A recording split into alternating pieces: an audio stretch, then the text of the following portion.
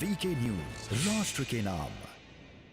Hello, मैं हूं आपके साथ पूजा और आप देखना शुरू कर चुके हैं वीके न्यूज का यूट्यूब चैनल। दोस्तों, संजय राउत की गिरफ्तारी के बाद जिस तरह से शिवसेना जो है बौखलाहट उसकी साफ नजर आ रही है, तो ऐसे में अब उद्धव ठाकरे जो कि शिवसेना के नेता हैं, उन्होंने बीजेपी पर हमला बोला है। और अब ये होना तय भी था, क्योंकि सबको पता था कि शिवसेना के पास अब कोई चारा नहीं बचा है, तो वो ऐसे में क्या कर सकते हैं। जब आपने देखा होगा कि संजय राउत जो है ईडी के कब्जे में जब जा रहे थे, ईडी उनसे पूछताछ के लिए उन्हें ले जा रही थी, तो उनका जिस तरह से ये लोगों को जिस तरह से उन्होंने इशारा किया था, तो लगा था वो किसी तरह की विजय पाने जा रहे हैं। लेकिन अब लगातार उनसे जब पूछताछ की गई तो कई पन्ने भी खुले, और ऐसे में अब उद्धव ठाकरे की बौखलाहट बाहर आई है। उन्होंने बता दें कि सरकार को निशाना साधा है। अगर देखा जाए तो पहले उद्धव ठाकरे की सरकार जो है वो किस तरह से महाराष्ट्र में गिरी और बीजेपी की सरकार बनी, और ऐसे में अब उनका दायां हाथ कहे जाने वाले संजय राउत जो है अब वो ईडी के कब्जे में है। बता दें कि प्रेस कॉन्फ्रेंस कर उद्धव ठाकरे ने कहा कि जब हमारा वक्त आएगा तो देखिए क्या होता है। वहीं आपको बता दें कि उद्धव ठाकरे आगे कहते हैं कि आज का वक्त जो है वो अब आपका है, लेकिन आगे ऐसा वक्त नहीं रहेगा। तब आप सोचिए कि आपके पास क्या रह जाएगा। इसीलिए नफरत की राजनीति मत कीजिए, लोकतंत्र को खत्म मत कीजिए। बता दें कि जिस तरह से लगातार यहाँ पर उद्धव ठाकरे बीजेपी को अपनी प्रेस कॉन्फ्रेंस में घेर रही थी, उन्होंने कहा कि सबका वक्त बदलता है। उन्होंने दूसरे विश्व युद्ध को एक एग्जाम्पल दिया। उन्होंने कहा कि विश्व युद्ध जब चल रहा था दूसरा, तब ऐसा लग रहा था कि हिटलर के हाथ में सब कुछ आ जाएगा, लेकिन अंत में क्या हुआ सबको पता है। और ऐसे में उन्होंने बीजेपी का जो है सीधे तौर पर उदाहरण जो है वो हिटलर के तौर पर दिया। वहीं उद्धव ठाकरे ने कहा कि जो विरोध में बोल रहे हैं उन्हें खत्म करने की साजिश रची जा रही है। इसके लिए खुलकर केंद्रीय जांच एजेंसियों का इस्तेमाल किया जा रहा है।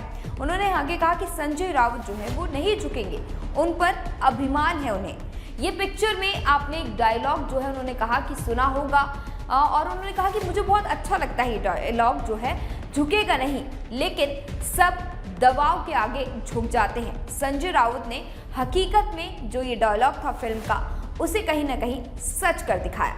बता दें कि जिस तरह से उद्धव ठाकरे लगातार ये कह रहे हैं कि वो किसी से डरते नहीं हैं, और जिस तरह से लगातार उन पर और उनकी पार्टी पर बीजेपी जो हमलावर है, बीजेपी जो लगातार वो कह रही है कि केंद्रीय जांच एजेंसियों के पीछे छिपकर उन पर वार कर रही है, एक ना एक दिन उनका दिन आएगा। लेकिन ये तो देखने वाली बात है कि किसका दिन आएगा। इसके अलावा अगर हम बात करें तो उन्होंने बीजेपी को घेरते हुए जेपी नड्डा को यहाँ पर आड़े हाथों लिया है।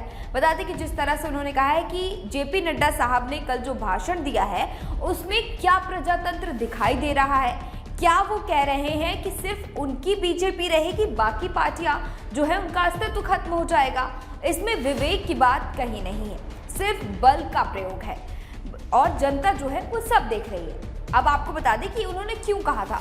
दरअसल वो इसलिए ये कह रहे हैं क्योंकि कल बीजेपी के राष्ट्रीय अध्यक्ष यानी जेपी नड्डा बीते रविवार को बिहार के 16 जिलों में नए कार्यालय भवन का उद्घाटन करने पहुंचे, जहां उन्होंने परिवारवाद वाले दलों पर हमला बोलते हुए कहा कि भाजपा ही एकमात्र ऐसी पार्टी है जो कि आइडियोलॉजी के बेस में पार्टी जो है वो काम करती है, बाकी पार्टी जो है परिवार के बेस में काम करती है, और आने वाले टाइम में सिर्फ भाजपा ही एकमात्र ऐसी पार्टी रहेगी, बाकी सारी राजनीतिक दल जो है वो खत्म हो जाएंगे।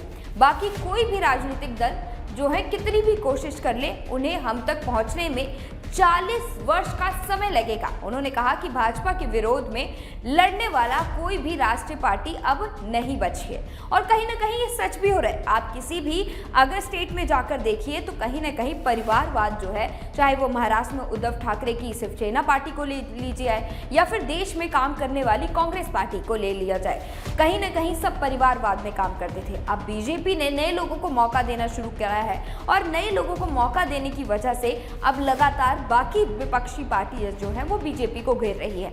आपका क्या कहना है इसमें, हमें कमेंट सेक्शन पर जाकर जरूर बताएं। अगर आपको हमारी वीडियो पसंद आई है तो इसे लाइक और शेयर जरूर करें, चैनल को सब्सक्राइब करना ना भूलें। धन्यवाद।